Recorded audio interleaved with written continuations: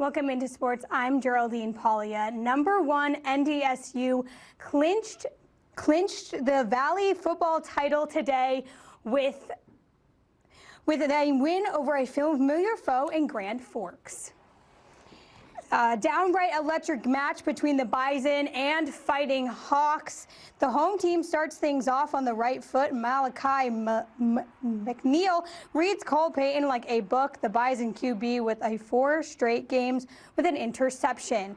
The Fighting Hawks capitalize. Sawyer Seidel runs it in. The underdogs taking the early lead. Skip ahead to the 4th quarter. UND leads by 1. Going for it on 4th and short. Logan Coop makes a clutch stop. Bison get the ball back with 4:24 to go. Cole Payton not having a good day to this point. Let's fix that. Payton balls out to his right and finally finds the end zone.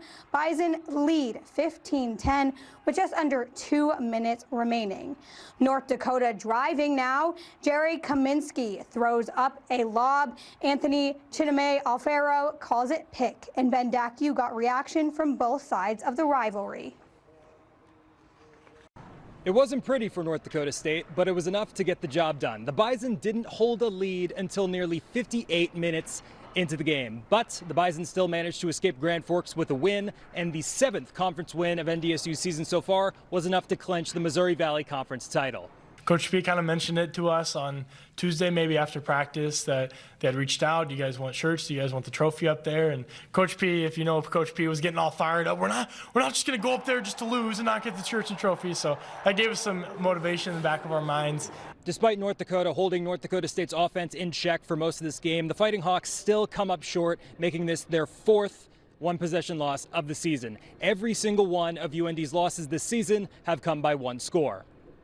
It hurts, right? Kind of one of those games where it was an ugly football game. Yeah, it's frustrating. It's a learning process. I just think you have to continue to do the things that winning teams do, and you have to be loyal to winning. It takes what it takes every single week. Next week, the Fighting Hawks play at Murray State, and the Bison play Northern Iowa at home in Fargo. Reporting from Grand Forks, for your news leader, I'm Ben Dacu.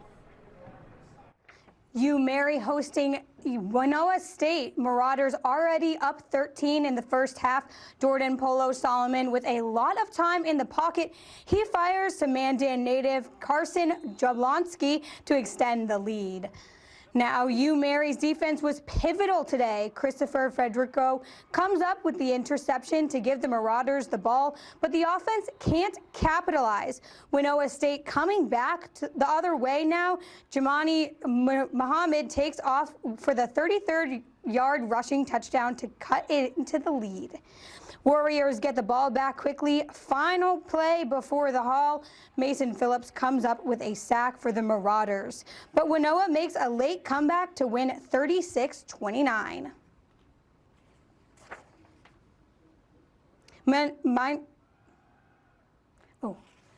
Gage Florence broke the NCAA 2 records career for receptions today. The previous record stood at 386 catches. Florence now sits at the top after doubling the amount of catches needed coming into today.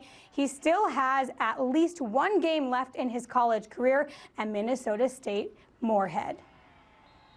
Now, Minot State wins on the road by scoring 28 second-half points. The Beavers take down Northern State 49-28. Dickinson State drops its final game of the season to number 5, Montana Tech 31-7.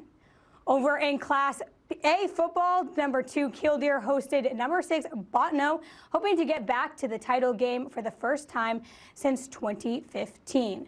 Bottineau fans braving the cold in Killdeer for the semifinals. Now, Killdeer's Chase Kling breaking through the pack, running into the end zone to put the Cowboys on the board first. Now, Braves quarterback Emerson Marum getting a touchdown himself before passing one off to Landon Sahlberg. Braves on top 18-7 in the first half. Killdeer would come back in the second half, getting within 2 points of the trip to the Fargo Dome with this touchdown right here and a good extra point conversion. But number 4 would have a game for himself and get Bottineau's second interception of the game with seconds to go in the 4th to seal the deal. The Braves take down the number 2 seed with a win 24-22. They now look forward to a trip to the Fargo Dome. It's unreal, really. I mean, they were number 2 seed, we're number 6, so we were the underdogs. And at halftime, we were up by a decent amount, so we just knew, like, don't quit, don't stop. So whenever they started coming back a little bit, we just knew we had to put the pedal down and just keep going.